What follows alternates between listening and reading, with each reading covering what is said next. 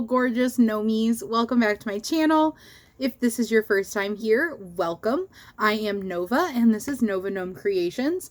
We have the coziest of corners here on YouTube, so I hope that you will sink down into a cozy little sofa or whatever it is that you like to sit on.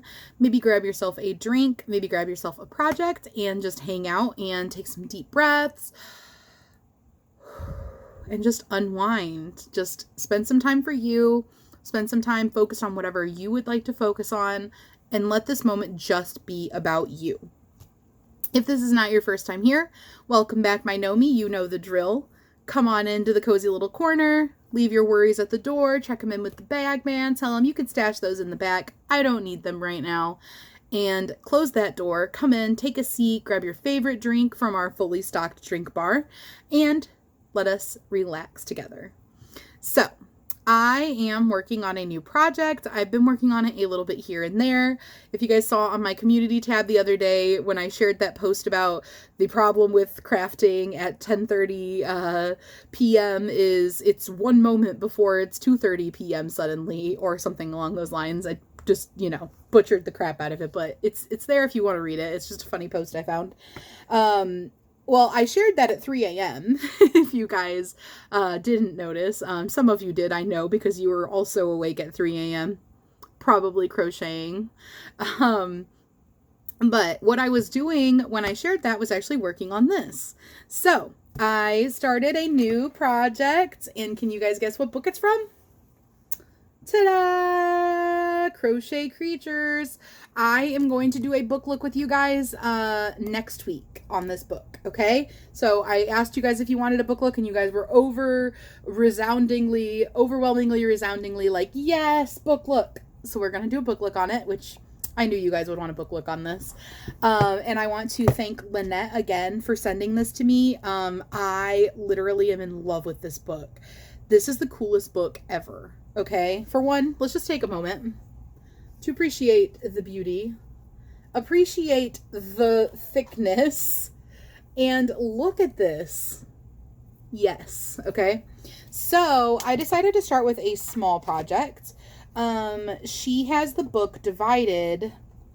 Oh yeah, the author is Megan Lapp, creator of Crafty Intentions. I do not have any of her patterns outside of this book, but apparently she does do a lot of patterns online also. So Megan Lapp with 2 P's. Let me show that to you in case you want a screenshot or anything. And then also this book is on Amazon. Okay.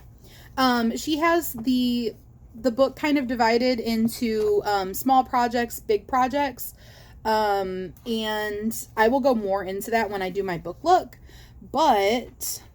and I have my little gift tag in here from Lynette so that I can use it as a bookmark. And then I also have I have another thing in here to do bookmarks because of the way that this book is divided up. It's interesting. You guys will see it in the book look. But anyway, I decided to do one of the small patterns to dip my feet. And so I am doing this dragon. How cute! So this is the small dragon. There's also a big dragon, which is the one that you see on the cover. I do plan to make this. So super, super, super stoked about that. But here is the little dragon that I am currently working on. And this book is really interesting. The way that she did it, a lot of the patterns use the same pieces. So she has like charts. And I can show you this because this doesn't have any pattern on it. I guess I'm kind of telling you guys about it a little bit anyways before the book look, but I just, I feel like it's relevant. So this is for the dragon. You're going to make all of these pieces, and it tells you what page it's on, what color you're going to use of your yarn, how many to make, and what's that last section? Oh, how much yarn you're going to need. So, excuse me. I have never seen a book divided up like this, or I've never seen a pattern book done like this. So that's really interesting, and it works really well. So I basically have 2 bookmarks. I'm bookmarking the page for the dragon pattern, and then I'm also bookmarking the section where all of the different parts are. I have it like on the page of what I'm working on. So right now I'm currently working on the dragon's head. So I have my other bookmark on page 69, which is where the dragon head is.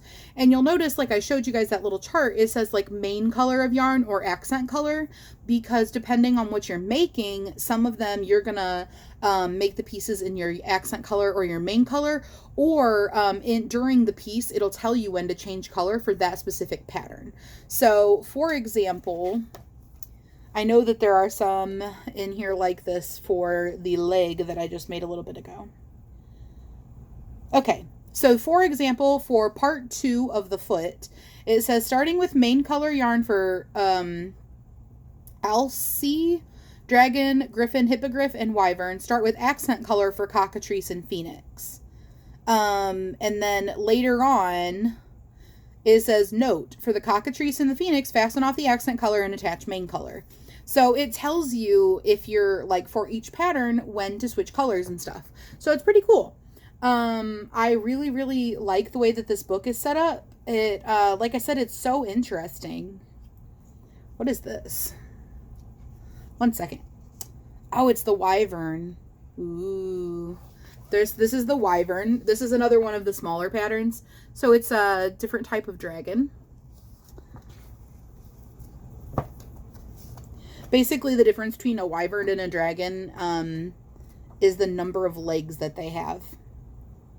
But anyways, so that's what I am working on, and I'm just going to show you guys the little parts that I've got completed. So I've got the body completed and the arms attached for that. It looks super funky right now, but that's because there's going to be a lot of things that go into this, onto this. I put rocks in here. She recommends or says you have the option to put, I think she was talking about aquarium rocks or something. What did she say? Let me just open it back up and let you guys know what she said. The body was,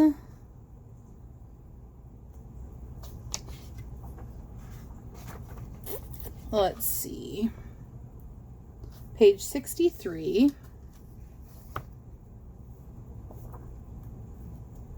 Okay.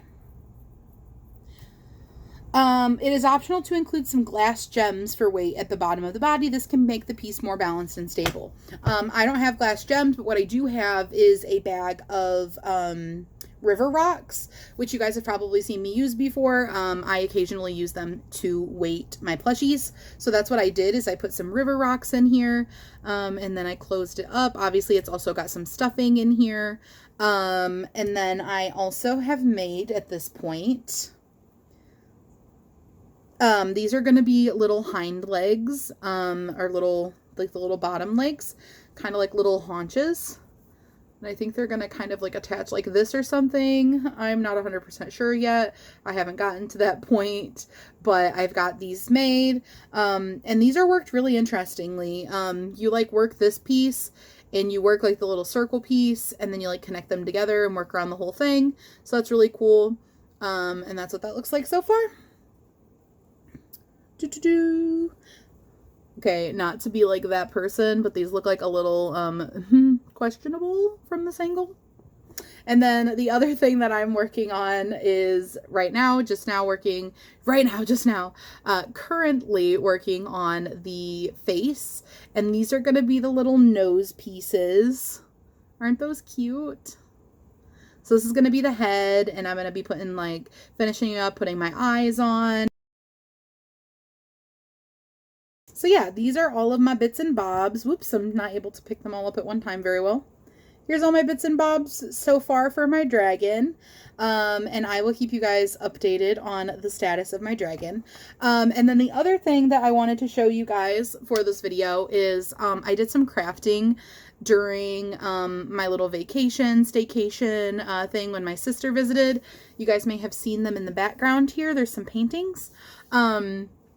So I'm going to show you guys those paintings up close in a little more detail. And I was also going to show you guys these. So we painted some little ceramic figures. And here is one of them. It's a little egg. Focus you. So it's a little egg with a face. We got these at Joann's during our during our shopping escapades. So here is how I painted it, and it's so cute. Just a little ceramic egg. And then I also painted a little sheep, but I decided to go Eastery like vibes with it rather than just painting it because it would have just been white anyways.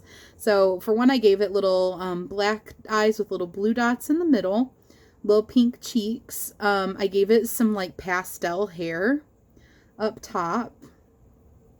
And then I painted its tufts to look kind of like Easter eggs. So they all sort of have like an Easter egg theme to them.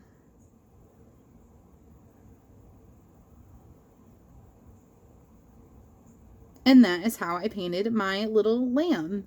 And it's got little blue underneath the ears, and they are like a goldish kind of color. Super, super cute. So here are my little Easter ceramic paintings. The lamb is like glowing. And then I will show you guys the paintings up close and personal. I actually already filmed the clips for those, so I will be inserting those here. But I hope that you guys have a wonderful rest of your day, and I will see you guys later. And I will keep you apprised of our little dragon situation. And like I said, next week I will be doing the Crochet Creatures book look. So that'll probably be a nice long book look because there is a lot of pages in this book. But it is really impressive. So I'm pretty excited to show you guys this book. 10 out of 10 recommend right now. So just saying.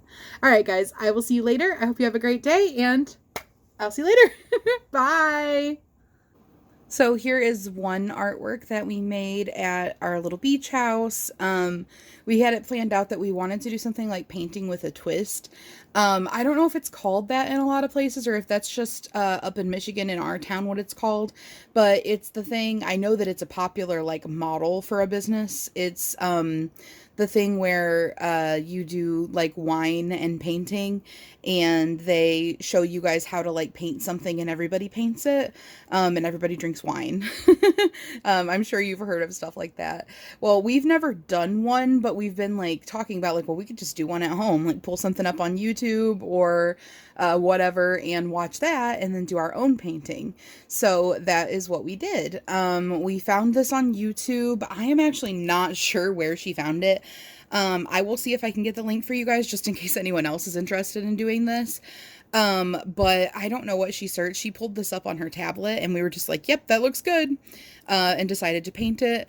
And then, you know, we had our own little drinks and we just had fun with it. And I will definitely insert some pictures as well because, all of ours came out different, which is part of what's so fun about painting with a twist. You know, where everybody's trying to paint the same thing, but like, you know, of course it's not like a paint by number or something. You're still the one painting it. So it's really cool to see how different they come out. But here's how mine came out. I changed the, I think they were still supposed to be cherry blossoms, but they were only white. I decided to do, like cherry blossoms. Like when I think of cherry blossoms, I think of pink. But other than that, I, did everything similar. The only thing else that I did differently is I believe there was supposed to be one more tree branch here, but because my canvas was a little square and not like a bigger canvas like she used, my tree is a little bit smaller. And so I decided not to put another branch on it. But everything else, I tried to sort of stay true to how she did it, with my own little flair here and there, of course. But anyway, so that's how this one came out, and I will insert some pictures of everybody's and like our little work process.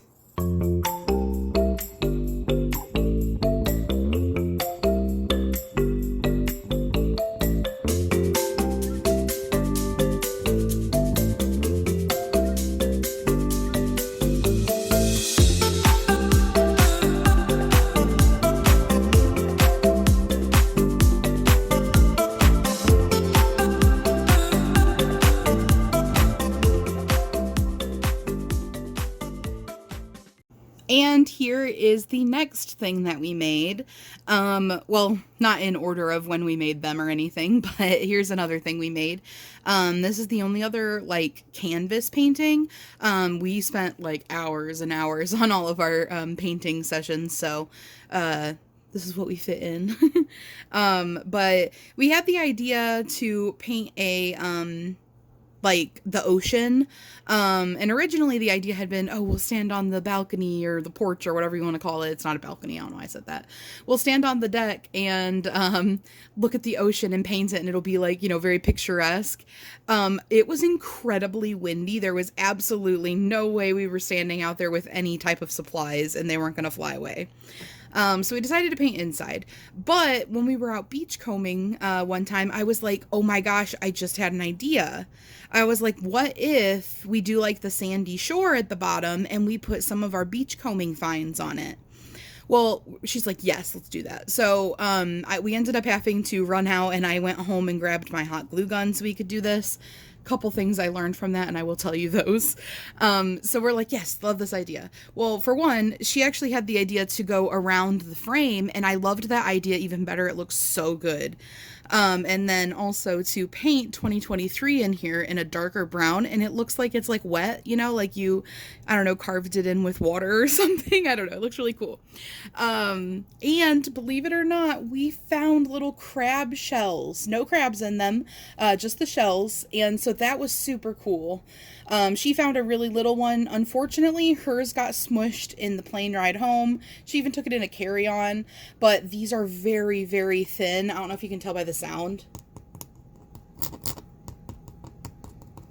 They're very thin. We also found like a crab claw, just like we found lots of cool stuff. So she has lots of cool stuff on hers too. And believe it or not, this was like, it looked like we hadn't even taken any out of our beachcombing finds. We had so many. But the thing that I wanted to tell you guys, in case you ever do this, we put sand on the paint down here. We just went outside and got some sand and we're like sprinkling it around and then shook off the excess. These do not glue when you have sand on here, and it didn't matter how many times we tried, because it looked like every time you did it, when you popped it back off, like that you took off the sand, it looked like it was gone. I literally tried like 6 times to glue some of these and they just kept coming off anyway. We ended up like scraping the sand off, and even then it was still a bit difficult to find purchase. But we ended up getting them on, and then if you want to, you can always go through and put sand on again. I did attempt to put little piles of glue and then put sand on them so it would look kind of like sand mounds. Wish I hadn't done that. Looks like crap. So those are my 2 tips to you guys. I did it right here too. You can see the spots that I did it. It worked out a little bit better right there. But yeah, so honestly, maybe don't put sand, and if you're going to, kind of recommend doing it after. The way that we ended up getting everything to stick and work, by the way, after scraping off all the sand we could, we did a layer of hairspray to kind of lock everything down, let that dry, and then glued our things on, and then it worked. So just our little trial and error. But I love how this came out. I think it is so, so cool. Honestly, I thought it would just kind of be a canvas of blues and not really look like the ocean or anything, but it was the idea of it that was going to be like fun and sentimental, and just like the idea of painting the ocean, but we're not actually like professional painters. We don't really know how to paint the ocean. You know what I'm saying? But actually, I love how it came out. So I'll kind of give you guys a little quick tour of my shells.